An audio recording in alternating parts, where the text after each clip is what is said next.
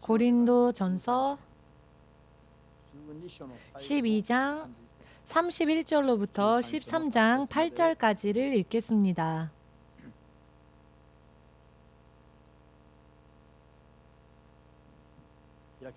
다 찾으셨는지요? 고린도전서 12장 31절에서 13장 8절까지 읽겠습니다. 너희는 더욱 큰 은사를 사모하라. 내가 또한 제일 좋은 길을 너희에게 보이리라. 내가 사람의 방언과 천사의 말을 할지라도 사랑이 없으면 소리나는 구리와 울리는 꽹과리가 되고, 내가 예언하는 능이 있어 모든 비밀과 모든 지식을 알고 또 산을 옮길 만한 모든 믿음이 있을지라도 사랑이 없으면 내가 아무것도 아니요.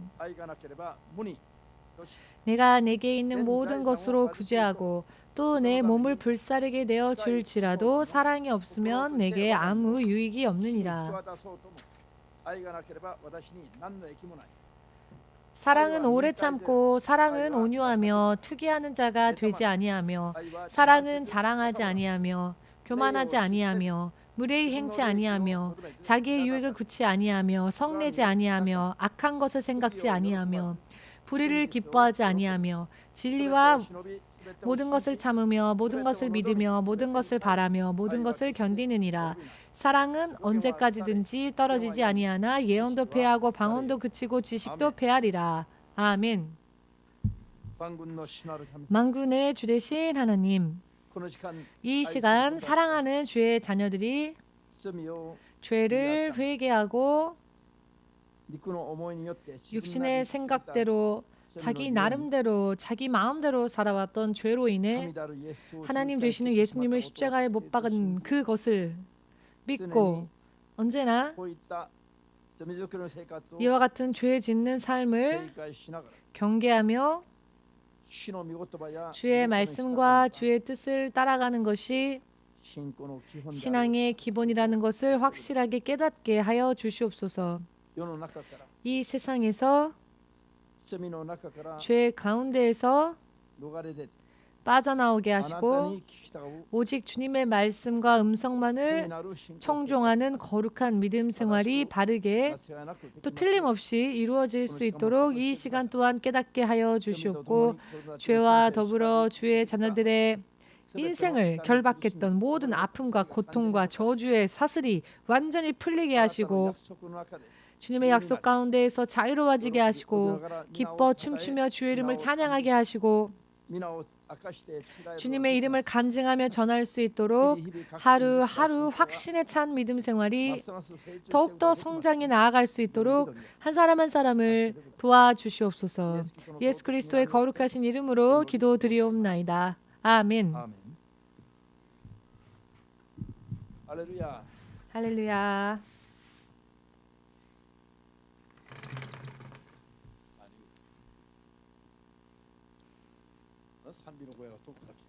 어딘가에서 찬양 소리가 들려오는데요. 할렐루야. 할렐루야. 2013년 12월 주님께서 저에게 어느 한 꿈을 통하여서 앞으로 세상의 끝날 이 마지막 때, 세상의 마지막 때에 하나님께서 어떠한 계획을 가지고 계시며 또 그 계획을 실현하시기 위해서 어떤 교회에서는 하나님께서 그 교회를 손을 떼시고 또 어떤 교회는 하나님께서 사용하시고 이와 같은 영적인 흐름이 전 세계적으로 갑작스레 바뀌게 될 것이라는 것을 계시해 주신 적이 있습니다. 그때에 새로운 시대를 앞으로 жил머지고 가야 할 교회 혹은 주의 종들 혹은 성도들의 여러분 성도들은 은사를 받아야 한다는 것을, 즉 성령의 은사로서 이 새로운 시대를 짊어질 사람들을 하나님께서는 찾고 계신다는 것을 저에게 보여주셨습니다. なぜかというと 그 이유는요. 主の聖霊の 주의 力によ 성령의 って 능력을 의하지 않고는 教会しもべ 주의 성령의 능력을 의지하며 살지 않는 성도 혹은 神様 교회들은 と共に 하나님과 함께 할 수가 없기 때문입니다. これから本当に神様の 지금부터 御心で 진실로 하나님의 뜻에 信仰 합당한 によって 믿음으로 最後に 마지막까지 日本に用いられ 하나님 앞에 사용받고 쓰임받고 最後に 마지막으로 来られるイエス様の 주님께서 다시 오실 그때에 주께서 공중 재림하실 때에 우리가 들림받기 위하여서는 반드시 내 나름대로 인간적으로 이성적으로 この世的に 이 信仰 세상적으로 する者どもは 믿음 생활을 해온 사람들은 더 이상 하나님께서 함께 하시지 않으신다는 것. 神が 하나님께서 창세기 6장을 통하여서 人間を作られたのを 사람을 창조하신 것을 후회하셨죠. これ以上 그리고 人間 더 と共 이상 に住むことが 사람과 できないと 함께 하실 수 없다고 嘆かれ 한탄하셨으며 洪水をもって 홍수로서 全人類を 전 인류를 裁いてしまう計画を立 심판하실 てた理由 계획을 は 세우셨던 이유는요. 当時の人々は 당시의 사람들이 聖なる神と共に 거룩한 歩まず 하나님과 더불어 걸으려 하지 않고 そういう生 유계에 活に 지나지 않는 그런 삶으로 전락해버렸기 때문이었다고 信じる人はアーメン 여러분 と 믿으신다면 예수님이 아멘으로 주님 앞에 고백드립니다. 영광 돌리시기 바랍니다. 信仰の基本は 믿음의 기본은 人が肉の生 사람이 活から 육적인 생활에서 離れて 벗어나서 この世的に 이 生活から 세상적으로 離れて 사는 삶에서 벗어나서 神の聖なる 하나님의 領域に入って 거룩한 영역으로 들어가 聖なる神様の 하나님의 属性に 거룩한 生まれ変わって 속성으로 다시 우리도 その神と 변화되어지고 共にいながら 거듭나서 神様と 그 共に 하나님과 함께하며 그 하나님과 더불어 사는 것 이것이 바로 믿음 생활의 본질적인 목적이 되어야 합니다. 그렇기 때문에 창세기 6장에서 하나님께서는 육신에 지나지 않는 삶, 그와 같은 삶에 머물러 있는 사람들을 홍수로서 이 세상에서 씻어버릴 수밖에 없다고, 즉 심판의 계획을 발표하셨던 이유는요. 거룩한 하나님 그리고 거룩한 하나님의 능력을 구하지 않고 거룩한 삶을 구하려 하지 않고 육의 생각대로 사람들이 살고 있었기 때문에 하나님과 일치를 가질 수 없었기 때문이라는 것입니다. 아멘 되십니까? 지금 목사님이 설명한 하나님께서 성령의 하나님의 성령의 능력을 구하여 하나님과 더불어 거룩한 삶을 추구하려 하지 않는 교회 종 신자들은 이미 그 손을 뗄 수밖에 없다고 하는 것은 창세기 6장 노아의 홍수의 경고와 그 흐름과 그 의미가 일치한다는 것을 깊이 또 바르게 깨달을 필요가 있습니다. 지금 어떠한 시대가 되었는지, 지금 어떠한 시대가 우리들 눈앞에 다가오고 있는지를 우리는 확실하게 보고 또 분별하지 않으면 이제는 노아의 시대처럼 이 세상이 되어버릴 때에 노아의 시대의 사람들처럼 노아의 8가족만이 구원을 얻었고 전 인류가 설마라고 생각했던 전 인류가 멸망하고 마는 이와 같은 상상을 초월하는 사건들이 우리 눈앞에 또 다가오고 있다는 것을 우리는 항상 의식하며 어찌하면 노아의 가족과 같이 이 마지막 때를 살아갈 수 있을까를 여러분은 언제나 항상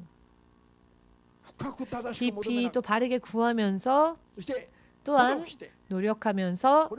노력하면서 반드시 거룩하신 하나님과 더불어 함께할 수 있는 하나님과 더불어 함께할 수 있는 믿음을 온전히 만들어 나아가신다면 이제는 심판의 때라 할지라도 우리는 두려워하지 않는다는 것입니다. 요한일서 4장 17절 18절에 주님께서는 확실하게 말씀해 주셨지요. 할렐루야. 자, 그렇다면은 이 세상의 마지막 때에 이 마지막 때가 가까이 오면 올수록 사람이 구하는 하나님의 성령의 능력과 성령의 은사, 우리에게 있어야 할 성령의 능력과 성령의 은사는 무엇일까요? 자, 과연 어떠한 성령의 능력과 은사를 구하면 하나님 앞으로 가까이 나아갈 수 있으며 하나님과 함께할 수 있으며 또 무엇을 구해야만 하나님과 함께하며 심판의 때가 막상 다가온다 할지라도 심판 그 자체를 두려워할 일 없이 담대하게 당당하게 심판하시는 하나님 앞에 우리가 심판을 두려워하지 않은 채 설 수 있을까? 우리는 이 부분을 심각하게 생각해야 할 필요가 있습니다. 아멘 되십니까? 여러분, 성령의 은사, 성령의 능력을 의지하지 않고는 믿음을 하나님께서 우리에게 원하시는 그와 같은 믿음으로 거듭나서 하나님과 함께한다는 것은 너무나 어려워집니다. 세상의 신자들이 육의 생각에서 더 이상 벗어나려 하지 않는다면 하나님은 더 이상 그들과 함께 하실 수 없다는 것입니다. 그렇기 때문에 2013년 12월 하나님은 확실하게 이 땅에 있는 교회의 흐름을 하나님은 두 갈래로 바꾸실 것이라고 경고의 메시지를 저에게 주셨습니다. 여러분은 아멘 되시는지요? 이와 같은 이야기를 들으실 때에 여러분은 깨달으셨으면 합니다. 이해가 되지 않는 분이 계시다면 나중에라도 저에게 질문을 해 오시길 바랍니다. 그럼에도 불구하고 아무리 설명을 들어도 이해가 되지 않는 분은 이해가 될 때까지 주의 성령의 능력을 구하여 하나님 앞에 구함으로 기도하시길 바랍니다. 왜냐하면은 세상의 흐름은 이제 정말 창세기 6장의 경고와 같은 그와 같은 마지막 때의 경고가 지금 우리 앞에 점점 다가오고 있기 때문입니다. 그리고 이 시대 그리고 이 흐름은 우리가 벗어날 수 없지요. 아멘 되십니까? 자, 그렇다면은 앞으로의 시대에 우리가 하나님으로부터 버려지지 아니하고 하나님과 함께하며 도련 심판의 때가 다가온다 할지라도 두려워하지 않고 하나님과 함께하다가 반드시 구원받는 반드시 구원에 직결되어지는 하나님의 능력 가운데에서 자, 우리는 어떠한 능력을 구해야 하는가? 어떠한 능력이야말로 가장 강하며 크며 우리들에게 있어서 가장 필요한 능력이 되는지를 우리는 생각해 보아야 할 필요가 있지요. 지금으로부터 25년 전 이야기입니다. 제가 하나님의 종으로 부름을 받고 25년 전 1월 10일부터 저는 이제 오늘부터 하나님 앞에 무릎 꿇겠습니다. 그리고 매일 7시간을 목표로 하여 기도하겠습니다. 7시간 목표로 기도하겠습니다. 목표로 7시간을 열심히 기도하겠으니 이제는 하나님 저에게 성령의 은사를 부어주십시오. 그리하면 하나님을 위하여 살겠습니다. 이와 같은 뜨거운 결심을 가지고 하루에 7시간을 기도하겠습니다 하고 고백하며 결심하며 주님 앞에 무릎 꿇고 거의 대부분 매일 시간을 6시간에서 7시간을 기도로 드렸습니다. 그리고 매일매일 40페이지가량 성경을 읽기 시작했고요. 필요한 때에는 금식함으로 영적인 훈련에 스스로 자발적으로 열심히 들어갔습니다. 정말로 하루를 첫날과 같이 살았다라고 해도 과언이 아닐 정도입니다. 1년이 지났을 때에는 마치 10년이 지난 것과 같은 그런 느낌이 들었습니다. 사모님도 저도 정말로 집중하여 기도했습니다. 운명이 바뀌어졌기 때문에 이제는 주의 종으로서의 길로 저의 운명이 바뀌어졌기 때문에 이렇게 2년 정도가 시간이 지났습니다.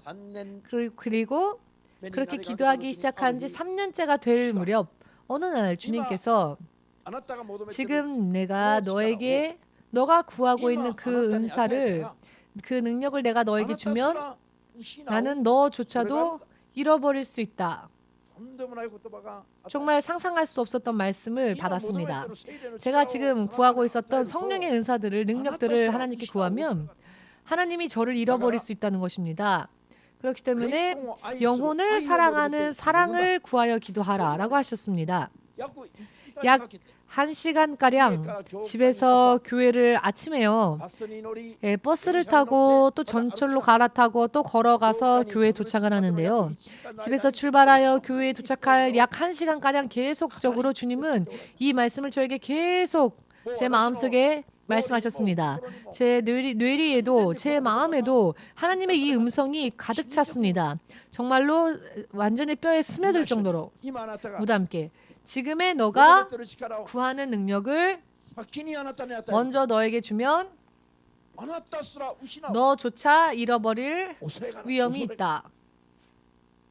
아멘ですよ. 아멘 되십니까? 神のために人生を 하나님을 위하여 내 인생 모두 걸고 仕事をするために 하나님의 일을 하고 싶어서 하나님의 불가사의한 성령의 능력을 부어주십시오라고 기도했는데 私が求めた力より 제가 구했던 능력들보다 人の霊魂を愛する 사람의 영혼을 사랑하는 그 사랑을 먼저 구하라라고 하셨기 때문에 그것도 능력 달라고 기도한 지 2년이 지나서 그런 음성을 들으니 순간 무언가 배신당한 것 같은 느낌? 무언가 속은 것 같은 그런 느낌이랄까요? すごい寂しい 굉장히 공허하고 순간 쓸쓸해졌습니다. 그런데 그것이 하나님의 확실한 성령의 음성이었음을 알았기 때문에 기도할 때마다 영혼을 사랑하는 사랑의 능력을 부어주십시오라고 기도의 제목을 바꾸었습니다만 그러나 그 사랑의 은사를 구할 때에는 마음이 뜨거워지질 않았습니다. 하나님, 저에게 사실 제가 저에게 있어서 굉장한 성령의 능력이라고 생각했던 것은 사랑의 은사가 아니라 귀신 쫓고 병 고치는 이와 같은 눈에 보이는 은사들, 이와 같은 것이야말로 강력한 성령의 은사라고 저는 생각했었기 때문에 그것을 위하여서 계속 기도를 해왔습니다. 그래서 기도 제목이 바뀌어졌을 때에는 공허했습니다. 당시에는 사랑의 은사, 사랑의 능력의 중요성에 대해서 그 사랑의 은사의 크기에 대해서 저는 이해하지 못했습니다. 그런데 주님께서 그렇게 저에게 제 마음에 말씀하셨기 때문에 그 음성을 쫓아서 기도하는 것은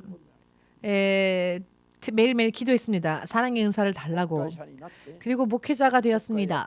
목회를 해오면서 성경을 읽으면 읽을수록 기도하면 기도할수록 목회를 하면 할수록요. 사랑에 대하여서 사랑의 은사, 사랑의 능력에 대하여서 깨달음이 주어지게 되었습니다. 오늘 말씀을 읽은 것처럼 고린도전서 12장은요. 성령의 9가지 열매를 설명하는 9가지 은사를 설명하는 말씀인데요. 그런데 12장의 마지막 31절을 통하여서 지금까지 소개해온 9가지 은사가 아니라 그 은사보다도 그 9가지 은사보다도 더 큰 제일 좋은 은사 그것을 너희에게 보이리라. 너희는 그것을 얻기 위하여서 열심히 구하라. 열심히 구하라. 그리고는 그것에 대해서 구체적으로 설명하는 것이 고린도전서 13장 1절부터 8절까지 오늘 우리가 읽은 본문의 말씀입니다. 눈이 열리고 깨달음을 얻고 난 뒤에 이 말씀을 보니 사랑의 은사에 관하여서 13장 전체를 통해서 하나님은 이 사랑의 은사에 대해서 설명하고 계시는데요. 다른 은사는 그 은사의 이름을 소개한 정도, 은사의 이름을 나열한 정도인데 사랑의 은사, 사랑의 능력에 대하여서는 가장 큰 은사라 말씀하시고 이것이 최고의 길이다, 제일 좋은 길이다 라고 말씀하시며 고린도전서 13장 전체를 이 사랑의 은사에 대하여서 설명하시고 또 알려주시고 가르쳐주시고 계십니다. 할렐루야. 이 사랑의 은사가 없으면 그 나머지 은사들이 아무리 나에게 있다 할지라도 허무할 뿐이며 허무하기만 한 것이 아니라 고린도전서 8장 1절에는 이와 같은 말씀이 있습니다. 지식은 그 지식을 가진 사람을 교만케 한다. 그러나 사랑은 그 사람의 덕을 세운다. 그 사람을 새롭게 만든다.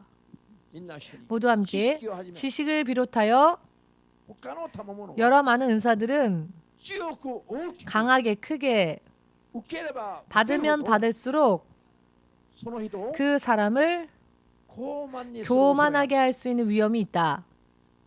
아멘 되어지십니까? 그러나 사랑의 은사는요.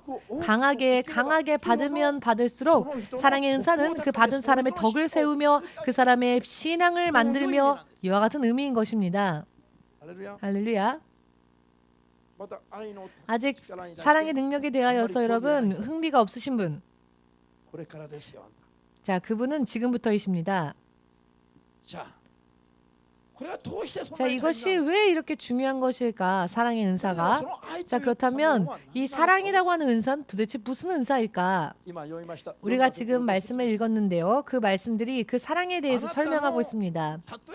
예를 들어 너의 전 재산을 가난한 사람들에게 다 나눠주고 그 사람들에게 베풀어 주었다 할지라도 혹은 너의 몸을 그 생명을 예를 들어 죽음에 넘겨줄지라도 사랑이 그 사람 안에 없다면 그 사랑이 없는 그 사람에게는 아무런 유익이 없다라고 설명하는 구절이 13장의 3절입니다. 여러분, 사람 안에요. 자기 안에 있는 전 재산을 다 베푸는 것. 이것을 사람들은 사랑이라고 생각하지요. 자신의 생명을 죽음에 넘길 때까지 누군가를 사랑한다면 그것을 사랑이라고 우리는 생각하지요. 그런데 그 마지막에 하나님께서는요. 무엇라고 설명하시냐면은 그와 같은 일들을 한다 할지라도 그러나 너의 안에 사랑이 없다면 너의 몸을 불사른다 할지라도 너가 너의 안에 있는 모든 것들로 다른 불쌍한 사람들 구제한다 할지라도 의미가 없다라고 하십니다. 지금 읽은 이 3절 말씀을 읽어보시면 너의 전 재산을 가난한 자들을 위하여서 사용하였다 할지라도 너의 육체를 생명을 불사르게 내어줄지라도 그럼에도 불구하고 너의 안에 사랑이 없으면 그 모든 일들이 너에게 아무런 유익이 없다. 그렇기 때문에 그것은 사랑이 아니라는 것이며 그것은 그냥 선량한 행위를 했다는 것뿐입니다. 모두 함께 가난한 사람에게 전 재산을 베푸는 나의 생명을 넘겨주는 일은 사랑이 아니라 선량한 행위, 선행이다. 아멘 되십니까? 사랑은요 틀리다는 것입니다. 선행과는. 자, 그렇다면 도대체 사랑이 무엇일까요?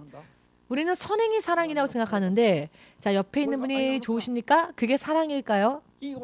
좋은 일을 해 주었으면 그게 사랑일까요? 무언가를 좋아서 하면 그게 사랑일까요? 그렇지 않답니다. 하나님께서 말씀하시는 가장 큰 능력으로서의 사랑은 그러한 것들이 아니랍니다. 그와 같은 것들은 하나님이 아니라 세상의 사람들도 하나님 없이 사는 사람들도요 하는 일들이지요. 좋은 일을 하면 선량한 사람이다, 사랑이 많은 사람이다 라고 세상에서도 그렇게 이야기를 합니다. 그런 레벨의 사랑이 아니라는 것입니다. 하나님께서 말씀하시는 사랑, 최고의 길, 가장 좋은 길로서의 사랑은 무엇이냐면 그런 세상에서 생각하는 레벨의 사랑이 아니고 어떠한 사랑이냐면 4절부터 8절까지 이 말씀을 우리가 다시 한번 읽어볼 필요가 있는데요. 하나님께서 말씀하시는 사랑은 무엇이냐? 4절부터 읽겠습니다. 오래 참는다, 인내한다는 것입니다. 온유합니다. 또한 사랑은 질투하지 않습니다. 또한 사랑은 자랑하지 아니하고 교만하지 않습니다. 교만하지 않는다는 겁니다. 사랑은 무례히 행하지 아니하며 예의가 바르다는 겁니다. 상대방에게 무례를 행하지 않는다는 것이며 사랑은 자기의 유익을 구하지 아니한다는 것입니다. 사랑은 상대방을 위하여 나를 포기합니다. 나의 유익을 우선적으로 구하는 것이 아니라 상대방을 위하여서라면 나의 유익, 나의 권리도 포기하는 것, 그것이 하나님께서 말씀하시는 사랑이라는 것입니다. 이와 같은 것을 실행하고 또 실천하는 것이 하나님께서 말씀하시는 사랑이며 이것이 바로 사랑의 능력이라는 것입니다. 이와 같은 것은 내 기분과 감정과는 틀립니다. 실제로 행할 수 있느냐, 행하지 못하느냐에 따라서 하나님의 사랑의 능력을 받았느냐 혹은 받지 못하느냐라고 하는 점이 판명되어진다는 것입니다. 이해되시는지요? 사랑은 그 후에 성내지 아니합니다. 화를 내지 아니합니다. 또 화를 낼 일이 있었다 할지라도 화를 내지 않는다는 겁니다.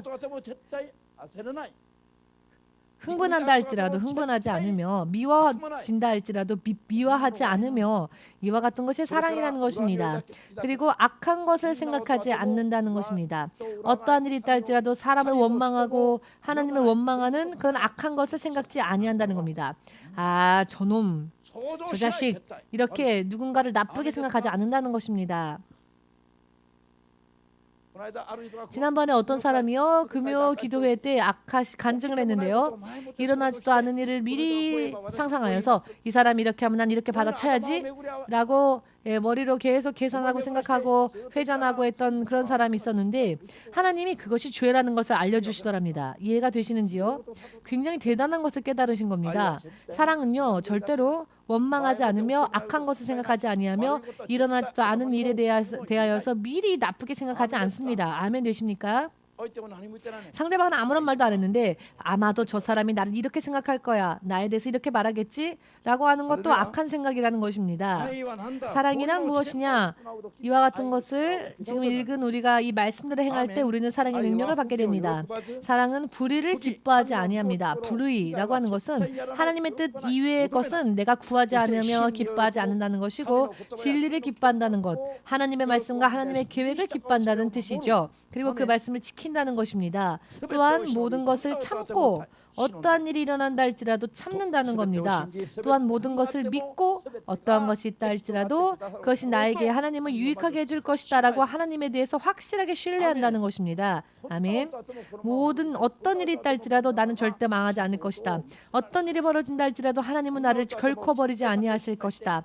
이런 일이 벌어졌다 할지라도 나는 결코 하나님을 신뢰하며 하나님 말씀대로 살 것이다. 이게 바로 믿음입니다. 이런 믿음이 없으면 죄입니다. 하나님을 사랑하지 않는다는 것입니다. 믿지 않는다는 것은. 자, 옆 사람 보시고 말씀하십시오. 당신이 무슨 일을 하더라도 나는 당신을 신뢰하겠습니다. 설령 당신이 나를 배신해도 나는 당신을 절대로 신뢰하겠습니다. 당신이 일본 최고의 사기꾼이라 할지라도 나는 당신을 믿겠습니다. 왜? 얼굴 보지 않고 얘기하십니까? 왜 상대방의 얼굴을 안 보십니까? 얼굴을 보면 화가 치밀어 올라서요? 옆 사람 얼굴을 보니까 화가 나서 보지 않는 겁니까? 아멘이라고 누가 하셨는데? 이와 같은 일을 하기 때문에 사랑이 무엇인지를 우리가 깨닫지를 못하는 겁니다. 할렐루야. 자, 그 후에 모든 것을 바라며 소망합니다. 아무리 정말 안 되는 사람이 있어도 그 사람을 포기하지 않는다는 겁니다. 너는 죄인이니까 너는 안 돼 라고 하지 않는다는 겁니다. 히틀러 같은 죄인이 있다 할지라도 결코 그 사람을 버리지 않는다는 겁니다. 포기하지 않고 마지막까지 그 사람을 구원하기 위하여서 이 사람을 구원해내면 이 사람은 훌륭한 하나님의 사람이 될 수 있을 것이다 라는 것을 바라고 소망한다는 것입니다. 모든 것을 바란다는 것입니다. 아멘 되십니까? 이와 같은 것을 실행하고 실천할 때에 하나님의 사랑의 능력이 내 안에 있게 되는 것이며 하나님의 사랑 안에 거하는 그 사람과 함께 하나님께서는 하신다는 것이며 이와 같은 사람은 심판의 순간이 다가온다 할지라도 결코 두려워하지 않는다는 것입니다. 왜냐하면 사랑을 온전히 입은 사람이기 때문입니다. 성경은 요한 1서 4장 18절을 통해 확실하게 말씀해 주셨습니다. 아멘 되십니까? 또한 사랑은 아무튼 인내하는 겁니다. 견딘다는 것입니다. 모두 함께. 하루 7 곱하기 70번, 즉 490번이죠. 490번 당신이 나를 배신하여도 다른 여자에게, 다른 남자에게 한눈 팔아도 나는 견디겠다. 나는 견디겠노라. 나는 너를 기다리겠다. 나는 절대로 너를 믿고 너에게 소망하며 너를 버리지 않겠다. 왜 웃으시냐요? 못할 것 같죠? 네, 당신은 못합니다. 이것은 예수님의 성령으로부터 이 사랑을 우리가 받지 않는 한 못합니다. 그렇기 때문에 성령께 가장 최고의 은사를 구하고 싶으면 무엇을 구해야 하느냐? 그게 사랑이라는 것입니다. 사랑이 없으면 옆 사람이 부모 형제라 할지라도 잘라버리죠. 부모 형제까지도 조금 나쁜 일이 생기면 금세 인연을 끊는 세상이 바로 오늘날의 세상이죠. 그러나 사랑이 있으면 세계 최고의 원수라 할지라도 그 사람을 기다린다는 겁니다. 그 사람을 안아준다는 겁니다. 아멘 되십니까? 그리고 이와 같은 모든 생각이, 모든 행위가 결코 멸망하지 않으며 결코 변하지 않는데 이게 바로 하나님의 사랑의 능력의 특징입니다. 여러분들을 향한 목사님의 마음도 변함이 없습니다. 헌금 많이 하면 목사님이 기뻐할 거라고 생각하십니까? 헌금 많이 하지 않으면 기뻐하지 않는다라는 소문이 신주교에 퍼졌다라는 이야기를 들었는데요. 말도 안 됩니다. 당신은 나를 아십니까? 당신이 저를 아십니까? 아무것도 모르는 사람이 그런 이야기를 합니다. 의미를 이해하시겠는지요? 절대로 저는 여러분을 향한 마음이 변하지 않습니다. 저분을 향할 때도 이분을 향할 때도 제 마음은 변하지 않습니다. 모두 공평하게 저는 여러분을 바라보고요. 오히려 저를 배신하고 제 마음을 아파하는 사람 때문에 저는 더 기도합니다. 계속 기도하는 게 바로 문제를 일으키는 사람 때문에 기도를 합니다. 의미를 이해하시겠는지요? 좋은 일을 여러분들이 생각하고 좋은 일을 해주는 사람만을 생각하며 기도하는 그런 목사가 아닙니다. 문제를 일으키고 혹은 문제 속에서 힘든 사람을 위해 장시간 그 사람 때문에 기도합니다. 웃고 계시는 여러분, 바로 당신을 위해서 제가 가장 많이 기도했습니다. 의미를 이해하시겠는지요? 하나님의 사랑은요, 변함이 없는 게 특징입니다. 어디를 보고 누구를 향해도 변함이 없습니다. 시간이 지나도 변함이 없습니다. 아멘 되십니까? 20년 후에 여러분이 다시 저에게 돌아와도 저는 할렐루야 하고 여러분을 받을 것입니다. 기다렸다라고. 왜냐하면 하나님의 사랑은 변함이 없기 때문입니다. 자, 이 말씀은 사랑이라고, 이 하나님이 말씀하시는 사랑은요, 기분이나 감정적인 게 아닙니다. 지금 읽은 이 말씀을 지키는 것입니다. 때에 따라, 상황에 따라, 형편에 따라, 누구냐에 따라, 상대방에 따라 조건이 바뀌어도 실제로 이와 같은 일을 실제로 실행으로 옮기면 바로 당신이 하나님의 사랑을 받은 사람이 됩니다. 하나님의 사랑의 능력을 받은 자가 됩니다. 신자로서 살기 위하여서, 목회자로 살기 위하여서 절대로 멸망하지 않고 승리하기를 원하는 사람이 있다면 절대로 사랑의 열매를 맺을 수 있도록 구해야 합니다. 먼저 사랑의 은사를 구해야 합니다. 먼저 이 세상, 이제 앞으로 이 마지막 때에 점점 더 치닫을 텐데, 이 마지막 때 예수께서 다시 오신다 하셨는데, 예수님이 다시 오실 때 그 예수님을 맞이하기 위해서는 먼저 우리가 믿고 하나님의 일을 해야 하는데요, 그 능력이야말로 바로 사랑의 능력이라는 것입니다. 이 사랑의 능력이 있으면 모든 것을 온전하게 할 수 있습니다. 그러나 사랑이 없으면 다른 부분들에 있어서 내가 힘이 있다 할지라도 결국 망할 뿐입니다. 성경은 이와 같은 사람들을, 증인들을 기록하시지요. 몇 명인가 지금 서둘러서 여러분들에게 간증하겠으니 잘 들어주십시오. 그래서 여러분은 나는 어떤 사람과 성향이 같은 사람일까? 나는 어떻게 살아야 할까를 결심하시고 2018년도에는 허망하게 계획에도 없는 그런 멸망을 맞이하는 한 해가 되지 마시고 반드시 어떠한 일이 있다 할지라도 하나님 앞에 보호하심을 입고 쓰임받고 진실로 지금까지 일찍이 없었던 하나님의 사람으로서 급성장하는 놀라운 한 해가 되시기를 처음부터 우리는 노력해야 합니다. 아멘 되십니까? 성경에는요, 요셉이라는 사람이 나옵니다. 이 요셉은 12형제 중에 11명째였죠. 이 11명째 되는 요셉 막내를 아라비아 상인들에게 팔아넘겼습니다. 처음에는 이 요셉을 질투했죠. 왜냐하면 이 요셉이 형들보다도 더 그 높은 자리에 오르게 될 것이다 라는 꿈을 요셉이 꾸고 이야기할 때 형제들은 요셉을 동생인데도 불구하고 질투했습니다. 질투는 금물입니다. 질투하여서 땅 구덩이에 요셉을 던져버리고는 죽이려고 했죠. 그러나 죽이는 것보다는 그래도 형제이니 저 상인에게 팔아넘기자. 그나마 동생이라고 생각해 준 게 노예로서 파는 것이었습니다. 이게 배려입니까? 배려일 수도 있죠. 죽이진 않았으니까 배려라고 할 수 있겠죠. 이런 사람이 되어야 할까요? 그렇다고 해서 자, 배려가 있어서 그래도 그나마 노예로 판 겁니다. 동생을 죽이지 않고. 잘 들어주십시오. 형들입니다. 형들이 동생을 향해서 이런 일을 했습니다. 애굽으로 요셉은 팔려갔지요. 그러나 하나님의 마음을 품고 믿음으로 하루하루를 견뎠습니다. 살았지요. 시간이 흘렀고 요셉은 애굽의 총리 대신이라는 직위에까지 올라가게 되었는데요. 그리고 애굽을 풍성한 나라로서 다스리고 애굽의 왕의 그 권능 이외에는 모든 것이 그에게 허락되어졌죠. 왕은 왕의 자리에 앉아 있는 것뿐이고 너가 내 뒤에서 이 나라를 다스리라. 실상은 애굽이라고 하는 한 나라의 정권을 위탁받은 것과 다를 바가 없습니다. 애굽의 왕과 같은 존재가 되었다는 것입니다. 그렇게 되고 난 뒤에 이스라엘에는 온 땅에 기근이 들었죠. 먹고 마실 게 없었습니다. 야곱의 아들들 즉 요셉의 형들이 이 애굽에 내려오는데요. 왜 내려왔느냐? 식량을 구하여 마치 구걸하는 자처럼 내려옵니다. 다른 사람의 나라까지 가서 손 벌리기 위해서.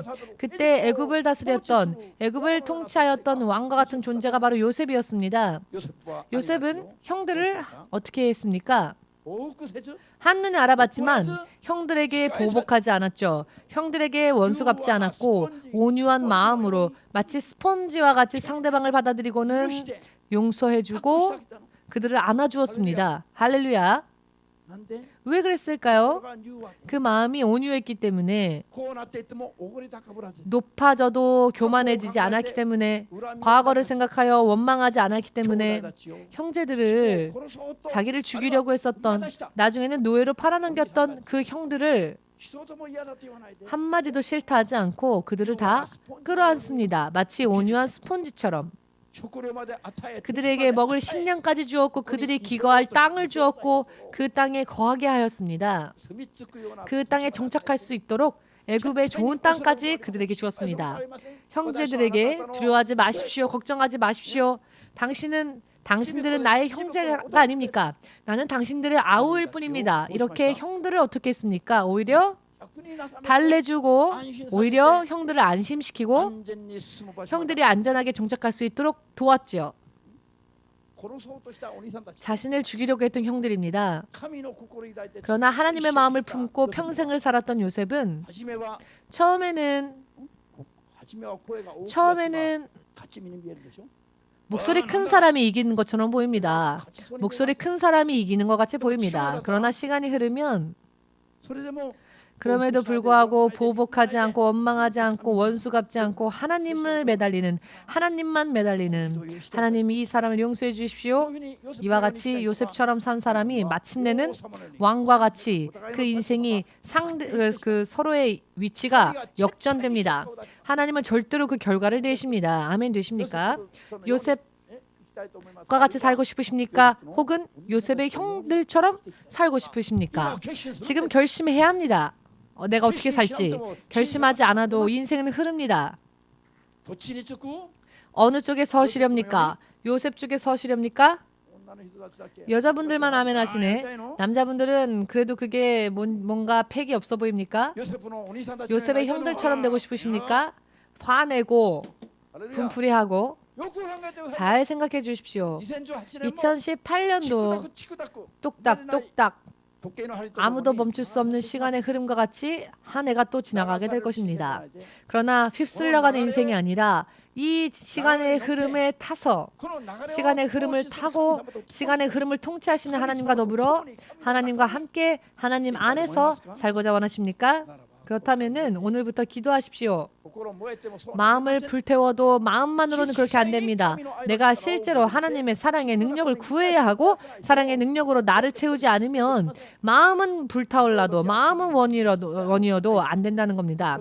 기도할 때는 사랑합니다. 저 사람을 안아주겠습니다 해도 실제로 얼굴 보면 화가 치밀어 올라서 또 피하고 싶고 몇 년 지나도 실패하고 또 실패하고 절대로 거룩한 하나님의 사랑을 실천하지 못하지요. 여태까지 그런 경험해 오셨죠? 몇 년이나. 만일 그게 돈 문제였다면 어떻게 되었을까요? 벌써 승부 났겠죠? 하룻밤 내내 구했을지도 모릅니다. 기도할 때에 목사님이 말을 해서 말을 하시니 기도는 해야 되겠고 한마디 기도는 했지만 사실은 기도하고 싶지 않고, 그러나 돈 문제에 대해서는 기도하란 말 안 해도 밤새도록 필사적으로 매달려서 기도하지요. 사람을 사랑하기 위해서 필사적으로 기도하십시오. 그것이 돈보다 당신의 인생을 영원토록 세우는, 풍요롭게 하는 진짜 능력이 됩니다. 믿으시기를. 아멘. 모세를 말씀드리겠습니다. 모세는 이스라엘의 예언자였죠. 대예언자였습니다. 능력에 관해서는 여호수아와 비교가 안 되죠. 그런데 그 능력이 너무나도 커서 마치 하나님 같았기 때문에 모세는 교만한 부분이 있었습니다. 무슨 일이 있을 때 말씀을 주의 백성들이 말씀대로 행하지 않으면은 하나님부터 받은 십계명의 그 돌을 던져버려서 깨뜨려 버리기도 하고 이렇게 성내는 부분들이 있었습니다. 혈기가 있었죠. 그런데 혈기를 왜 부립니까? 상대방보다 내가 옳다라고 하는 생각이 있기 때문이죠. 그러면 그것이 교만이 됩니다. 나는 부족해, 나는 못해 하는 사람은 교만하지 않습니다. 그러나 내가 다른 사람보다 옳다, 나는 저 사람보다 나에게는 힘이 있다라고 하는 사람은 교만해집니다. 모세가 그런 타입의 사람이었습니다. 자기가 옳다고 생각했습니다. 그러나 나는 옳지 않아, 나는 부족해 라고 하면 상대방이 범죄하는 모습을 보아도 함께 한탄해주고 그 사람을 이해해 주는데요. 내가 옳다라고 생각하는 사람은 상대방이 하는 일을 보고 정죄합니다. 저 사람은 저게 안 돼, 이 사람은 이게 안 돼. 그런데 이것은요, 정말로 참 범하기 쉬운 죄의 속성입니다. 교만은요, 누구라도 범하기 쉬운 죄입니다. 우리는 정말로 조심해야 되는데요. 정말 조심해야 할 죄는 교만입니다. 사람은요, 항상 나도 모르게 금세 교만해집니다. 옆 사람을 보십시오.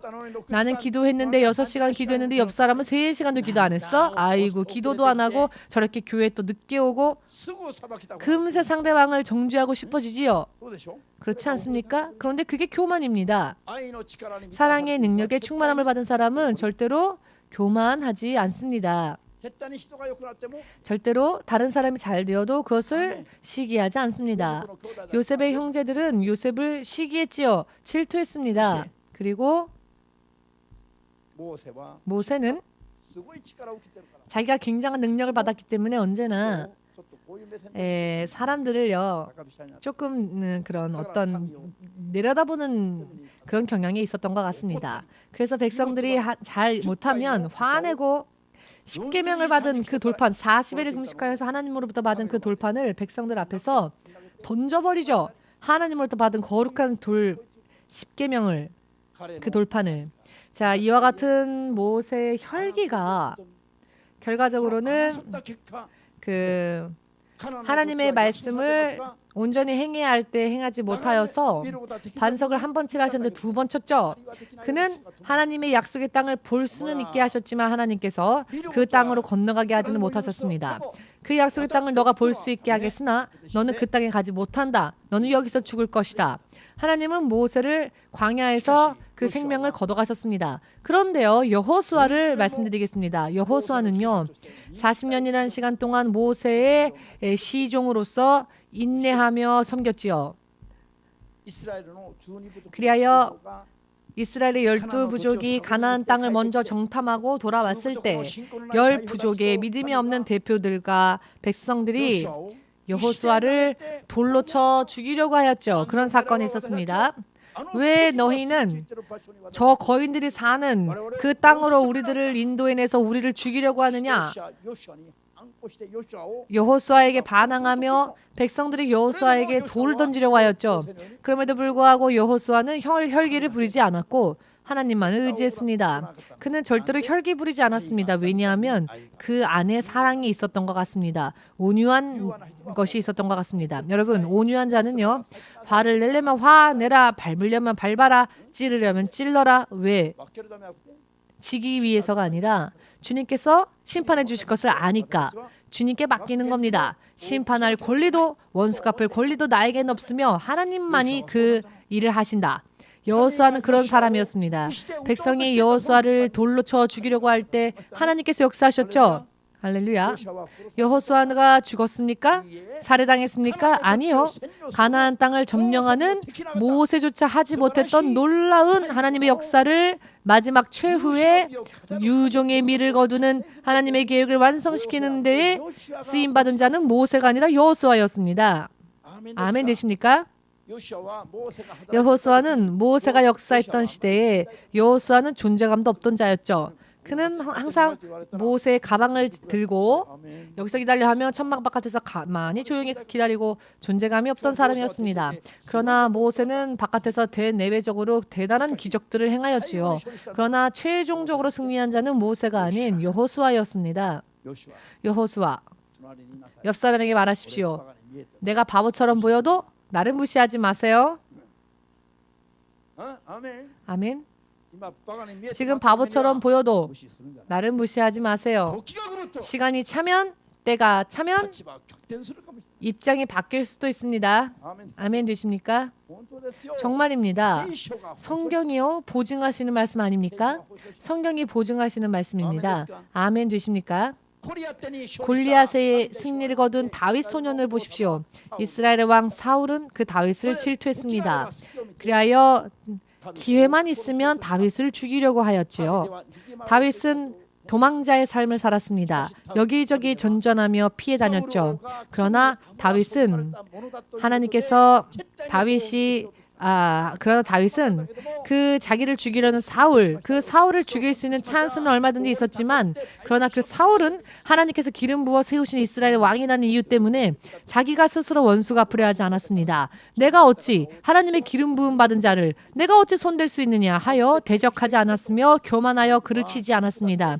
다윗은 얼마든지 그를 칠 수 있었지만 그는 온유한 마음으로, 겸손한 마음으로 자기 길만 갔습니다. 시간이 지났더니 혜성과 같이 왕의 가문에 태어난 자가 아니었음에도 불구하고 왕족도 아니었던 다윗을 이스라엘 백성 위에 왕으로 세우신 자는 하나님이셨지요.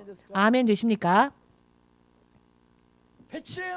베들레헴의 목동, 자신의 집 안에서도 무시당하였던, 존재감도 없었던 막내 아들이었던 다윗이 이스라엘의 왕의 자리에 앉게 되다니, 혜성과 같이. 그것은 그의 힘이 아닙니다. 그 안에 있는 믿음을 보시고 하나님께서 그를 세우셨기 때문입니다. 아멘 되십니까? 신약 시대에 오시면, 시간이 없으니 잠깐 설명드리겠습니다. 신약 시대에, 잘 들어주십시오. 실제로 이와 같이 하나님께서는 세상 사람들을 다스리시기 때문입니다.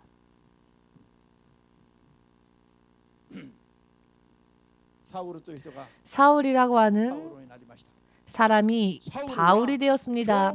사울은요, 하나님을 믿는 자들을 핍박하는 자였고 교회를 핍박하며 믿는 자들을 죽이는 데에 동조했던 잔혹한 사람이었습니다.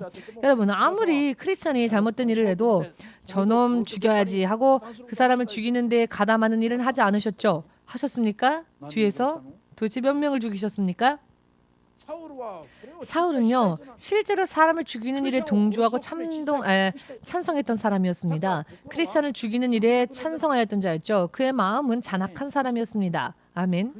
그리고 내가 해야지, 무언가 교만한 그런 부분이 그에게 있었던 것 같습니다. 왜냐하면 내가 이 일을 해야 한다, 내가 심판하겠다, 이와 같은 식으로 책임감이 강한 사람은요, 반대를 말하자면 교만하기 쉬운 사람이기도 합니다. 교만해지기 쉬운 사람이라고 말할 수 있습니다. 내가 해야 돼, 내가 아니면 안 돼. 책임감이 강한 사람은요, 잠깐 살펴보면 종이 한 장 차이입니다. 교만해지기 쉬운 사람입니다. 그런데 이런 마음이 사도 바울 안에도 있었던 것 같습니다. 사도 바울은 후에 하나님을 믿게 예수님을 영접하였고 제3 하늘까지 보고 왔죠. 그의 영적인 지식은 풍부했습니다. 영적인 능력도 좋았죠. 그는 얼마든지 교만해질 수 있었습니다.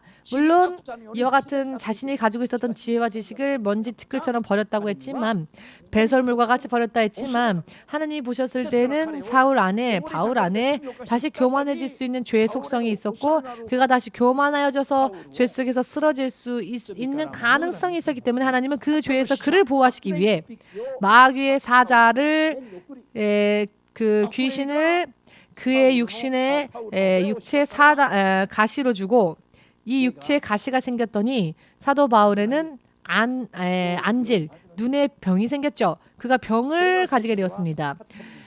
성경적으로는 이것을 사단의 가시라고 말하고 계시죠. 이 육체의 가시이고 귀신의 역사이며 이렇게 사람의 몸에 병을 가지고 왔다라는 것을 뜻합니다. 사도 바울은 이 병에서 고침받기 위해 3번 기도했으나 하나님께서 그 기도를 막으셨지요. 나의 은혜는 너에게 지금 이미 족하다. 이미 너에게 내 은혜가 족하다. 지금까지 치유하여 줘. 근데 이 눈의 병까지 치유해 주면, 너에게 아무런 사단의 가시가 없으면 너가 교만해져서 쓰러질 수 있기 때문에 이것으로 만족하라 라고 하셨습니다. 이것이 진실로 사도 바울에게 있어서는, 그에게는 성내기 쉬운 성향도 있었고 교만해지기 쉬운 성향도 있었다는 것을 성경의 기록을 유추해 보건대 알 수 있습니다. 마가라 불리워지는 요한이 있었죠. 밤빌리아 전도에 그가 함께 동행하지 않고 도중에 포기하고 도망갔던 것에 대해서 사도 바울은 악한 감정을 가지고 있었습니다. 저 사람은 안 돼, 마가 요한은 안 돼 라고 하는 마음이 있었죠. 그 다음 전도로 다시 전도 여행 가려고 했을 때 이 전도 여행에 마가 요한을 배제하려 하였죠. 한 번 배신했던 사람이니까 더 이상 함께 전도 여행 갈 수 없다. 금세 사람을 자르는 경향이 있었습니다. 이 광경을 본 바나바가, 아니 한 번 실패했다 할지라도, 한 번 잘못했다 할지라도 다시 데려가야 하지 않겠느냐. 사도 바울과 바나바의 의견이 심하게 충돌하여서 심하게 충돌이 일어났지요. 바울과 바나바가 심하게 심하게 충돌했습니다. 그러나 어느 쪽이 잘못되었습니까? 바나바는 마가 요한을 용서해주고 싶었습니다. 그러나 용서해줄 수 없다라고 하는 바울과 용서해주고자 하는 바르나바가 함께 붙었다면 어느 쪽이 더 화를 냈을까요? 여러분 상상이 되어지시죠? 바나바의 안에 그 혈기가 더 많았겠습니까? 혹은 용서하고자 하는 바나바 안에 혈기가 많았겠습니까? 용서하지 않으려는 바울 안에 혈기가 더 컸겠습니까? 용서해 줄 수 없다. 바나바는 마가 요한을 용서해 주고 싶어서 마음이 뜨거웠을 뿐입니다. 사람을 자르려고 하지 않았죠. 그러나 사도 바울은 함께할 수 없어. 저 사람은 한 번 배신했던 자야. 그 사람을 용서하지 못했죠. 그렇기 때문에 심한 갈등이 충돌이 일어났던 것입니다. 사도 바울 안에는 이런 성향이 있었던 것 같습니다. 그래서 하나님은 그가 자만해지는 일이 없도록 그의 눈의 병을 고쳐주지 않으셨습니다. 만일 사도 바울이 사랑의 열매를 온전히 맺어서 사랑의 충만함을 받았더라면 아무리 배신해어도 악한 생각을 하지 않고 온유하게 그를 미워하지 않고 온유한 마음으로 다 받아들이는 그런 사랑의 능력의 충만함을 받았더라면은 사도 바울의 눈은 구하지 않았어도 하나님에 의해서 깨끗함을 받았을 것입니다. 갈라디아서 4장 14절 이하에 나오는 말씀처럼 갈라디아가 사람들 앞에 설 때 더욱더 당당하게 설 수 있었겠지요. 그리고 하나님의 나라를 더 담대하게 전할 수 있었겠지요. 그러나 사도 바울은 사람 앞에 서서 설교를 하려고 하여도 그의 육신의 가시가 있었기 때문에 사람들 앞에 담대하게 말씀을 전하지 못하는 그 부분들이 있었죠. 왜냐하면은 사람들 앞에 설 때 그는 항상 부끄러웠습니다. 그에게는 육체의 가시가 있고 약점이 있었기 때문에. 그런데 하나님은 왜 그를 치유하지 않으셨는가? 그것까지 다 치유되어지면 그는 정말로 자고하여서 교만하여 건너서는 안 될 죽음의 강을 건널 수 있는 위험성이 있었기 때문에 최소한의 한도 그 죄를 범치 못하게 하기 위해서 하나님은 그를 구하시기 위해서 육신의 가시를 주신 겁니다. 깨달으셨다면 아멘으로 주님 앞에 영광 돌리시고 구하건 구하지 않건 인생의 문제가 해결되어지지 않는 이유는 무언가 원인이 있기 때문입니다. 그것을 찾아내서 그 문제를 사랑의 능력으로 해결해 나아간다면 이제는 구하지 않아도 하나님께서 우리에게 필요한 것들을 다 준비하여 주십니다. 아멘 되십니까? 그러나 그 반면 사도 요한 여러분 성령의 흐름이 보이지 않으십니까? 사도 요한은 누가복음 9장 54절 이하의 말씀을 보시면 예수님께서 제자들과 함께 사마리아를 지나가시다가 예루살렘까지 가시려고 하셨을 때 그 이유는 사마리아 사람들이 예수님을 받아들여야 하지 않았기 때문에 주님으로서 이 광경을 본 사마리아인들의 그 완악하고 강팍한 마음을 본 사도 요한은 화가 치밀어 올라서 주여 제가 하늘로부터 불이 내리도록 명령하셔서 당신을 받아들이려 하지 않는 저 자들을 죽일까요? 아니, 예수를 믿지 않는다는 이유 때문에 하늘에서 불을 내려서 저들을 죽인다는 이야기를 하고 있습니다.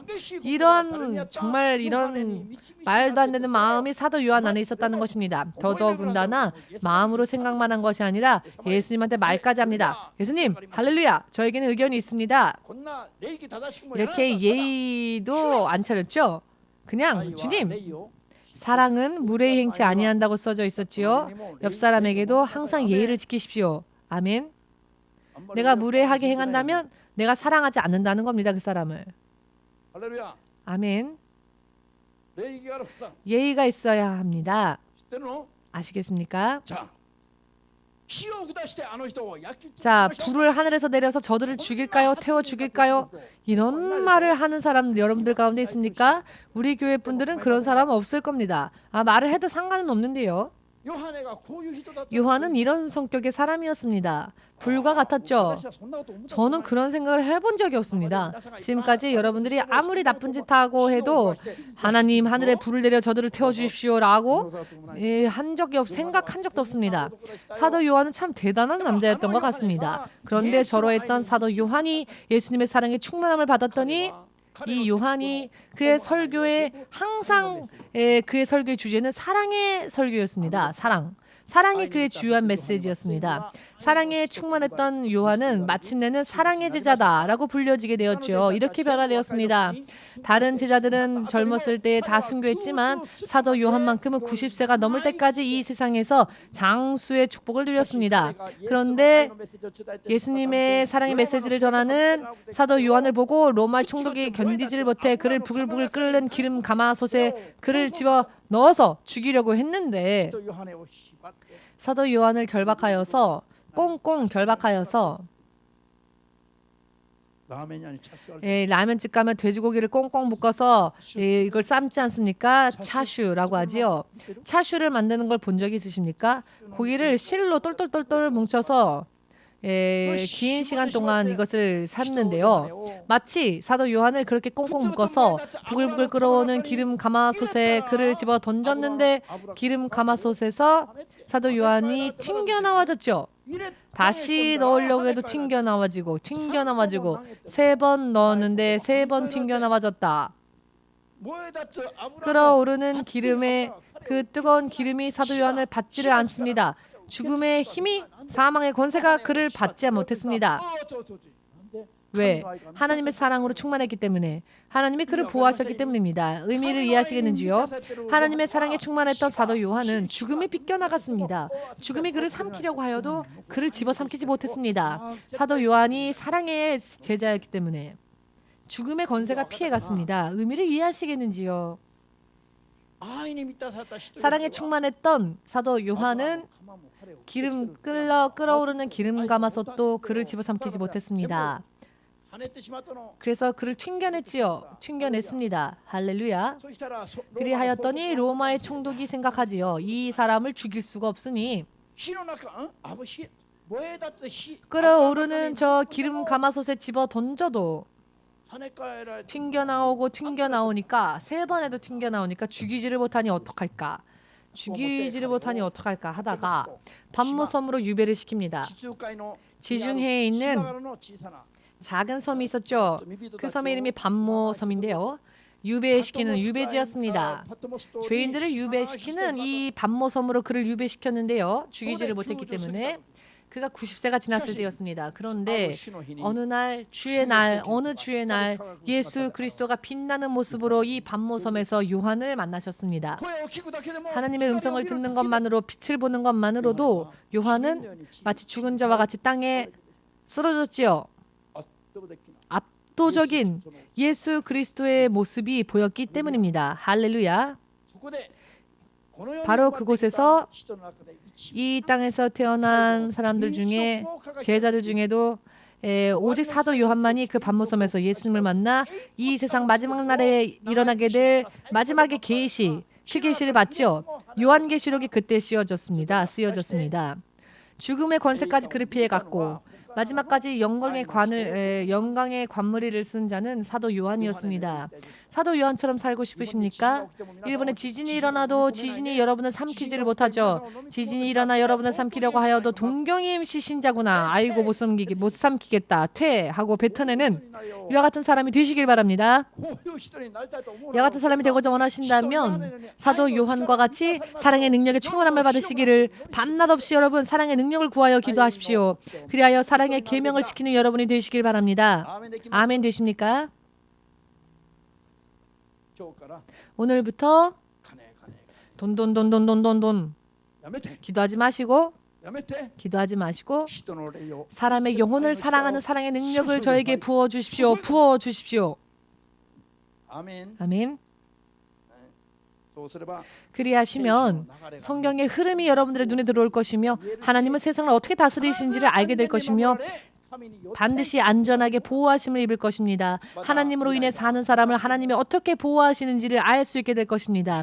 아직 미래가 보이지 않는다 할지라도 장래의 모든 것이 하나님에 의해 보장되어지고 보증되어지는 설령 운명이 여러분을 어떻게 데려가고자 운명의 장난이 여러분들 삶 가운데 일어난다 할지라도 하나님이 여러분을 지키실 것이며 다시 되돌릴 것이며 하나님과 함께 가게 하실 것이며 심판조차 두렵지 않게 사는 자가 되게 하실 겁니다. 확실하게 믿으셔서 나이만 듣지 마시고 2018년, 2019년 또 내가 이렇게 나이 먹었구나, 60이 넘었구나, 70이 넘었구나 이런 계산하지 마시고요. しないで 하지 마시고요. 그와 같은 거 상관없습니다. どっちに転んでも主が守る 어느 쪽으로 굴러가든 하나님은 나를 지키신다 라고 하는 확신에 가득 찬 인생을 살고자 원하십니까? 그렇다면 우리가 무엇을 구해야 한다고요? それでも相変わらずお金が 그럼에도 변함없이 돈을 구하시렵니까?